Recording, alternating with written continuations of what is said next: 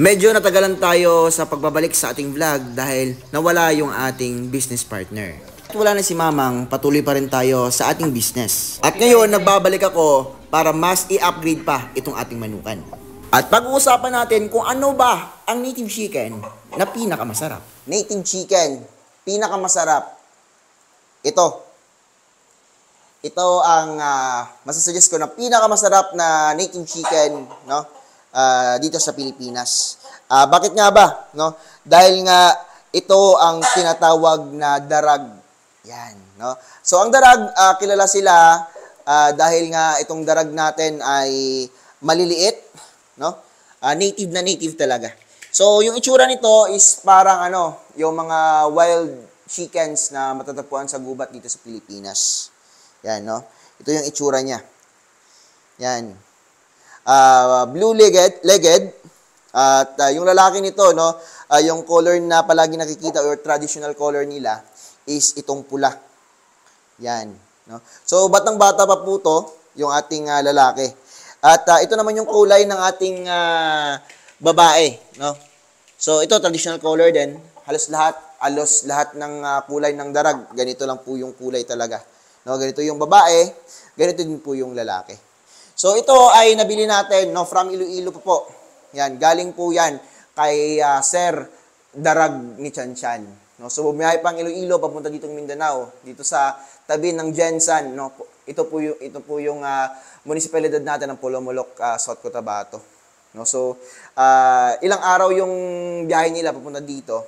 At na-amaze ako dahil nga sobrang ganda ng darag na nanggaling kay Sir Darag ni Chanchan. So, yung price pala nito, yung bili natin, no, ay 1.5 sa bawat isa sa kanila, no. So, 3,000 itong pair, and meron din po akong binili na 1 month old, no, sa halagang 600 pesos. So, ito yung konti lang yung in-order natin dahil for consumption lang po itong ating darag, no.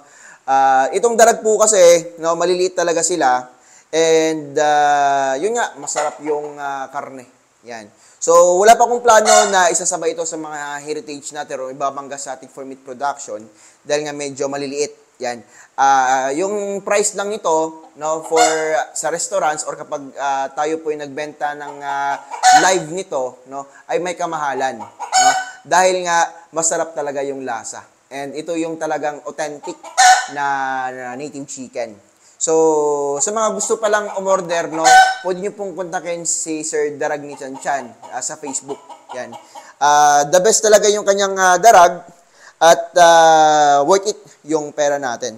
No? So, dun pala sa ating mga 1 month old na darag na native chicken, 200 pesos po kada isa. Yan. The best yung darag for meat, no? For consumption kapag native chicken or pure native chicken yung hanap natin. Ito naman ngayon sa baba, yung ating mga 1 month old, no? So may 1 month na po to, syempre. Ito yung kalakihan ng ating darag. Yan. So ito yung ating rooster. Yan. Nasa napakagandang pangangatawan siya. Yan. Masasabi nating lalaki to dahil yung crown niya lumabas na. Kung i-compare mo sa iba, no? Itong darag, napapansin ko, no, bata pa lang, talagang grabe na yung crowns niya, lumalabas na talaga. No? Sa ibang breeds kasi, yung mga babae, halos ganito din po kalalaki. No? Yung mga heritage chickens, yan. So, ito yung ating mga babae. Yan. No? So, halatang-halata yung kulay kanina ng matured natin na hen, no? Ay alos same sila ng color. Yan. Blue-legged. Yan. Talagang yung makikita nyo sa sa probinsya ng mga manok. Yan. Or sa mga wild. Yan. Halos ito yun sila. Yung mga ihalas, halos ganito din po yung kanilang itsura. Yan. So, itong kulay naman ng ating lalaki, hindi pa lumalabas yung pagkapula niya, no? Parang babae din po yung kulay. Pero ilang buwan yan, siguro mga 3 months, lalabas na yung tunay na kulay. No? So, ganun po yung ating darag. At isipin nyo, no? Ito sila, yung mga ini-incubate na sila.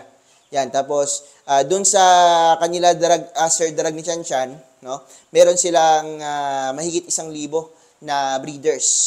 Yan. So isipin nyo, may mga umu-order sa kanila ng mga mararami. Isipin natin, no, mga 1,000 din po yung in-order sa kanila. Kaya nila mag-release ng ganun. Yan. So malaking bagay yon, and kapag ganitong edad na, no, 200 each. Yan, 1 month old. Kapag 4 months to 6 months naman, nasa mga 1,500 na yung presyohan. No? So, napakalaking tulong nun para sa kanila kapag sila po yung nakapag-out ng ganyan karami. Yan. So, ang market naman ito, sa mga restaurant na mga masiselan sa native chickens, no?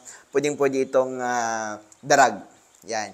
So, ibang presyohan din naman yung ating ibibigay sa live weight nito dahil nga may kamahalan yung similya nitong darag. Yan. Hindi natin ito makakompare sa mga heritage chickens natin sa upgradeds dahil nga ibang kategory na naman yun, no? Yung ating mga native chickens dito, mga malalaki, dahil nga in-upgrade natin yun sa Huluwanon, and ngayon Shamo native na. Yan, no? The best na yun for meat, no? The best siya, okay siya para sa mga consumers natin dahil nga masarap, malaki, and okay din po sa mga farmers. Ito okay din po sa mga farmers, basta't may palaging buyer lang tayo sa restaurant. No? So, hindi ko pa alam kung magkano yung per kilo nito. Dahil nga, mahal talaga yung per kilo nitong ating mga darag.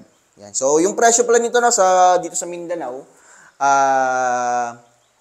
yung iba dito na mga breeders, nagbebenta sila ng nasa 1,500 to 2,500. No? Minsan nga, may nakita pa akong 3,000. Kada isa po na breeder. So, yung pinapakain ko pala dito sa ganitong edad, no, is Gallimax 2 na tayo. So, Gallimax 2 to for hanggang maging 3 months old sila. No? So, after 3 months old, ibang ano na naman, Gallimax 3 na naman tayo.